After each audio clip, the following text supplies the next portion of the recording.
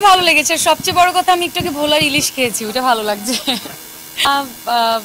বড় পর্দায় আমার দর্শক যেহেতু চায়, সো খুব তাড়াতাড়ি আমাকে আসলে বড় পর্দায় দেখা যাবে। এটা আমি বলতে পারি। আল্লাহ ভরসা আসলে। এখন আপনাদের সবার সাপোর্ট অ্যান্ড দোয়া থাকলে ডেফিনেটলি দেখবেন। আমাদের দেশীয় পণ্যও আছে, মানে ওরা নিজেরা মেক করেছে সেটাও আছে।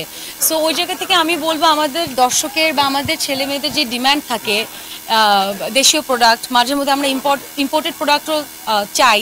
সো ওই জায়গা থেকে আমরা যদি আসি ওয়েস্টারিতে, সো আমরা 2 ধরনের প্রোডাক্টই পেয়ে যাচ্ছি, রাইট?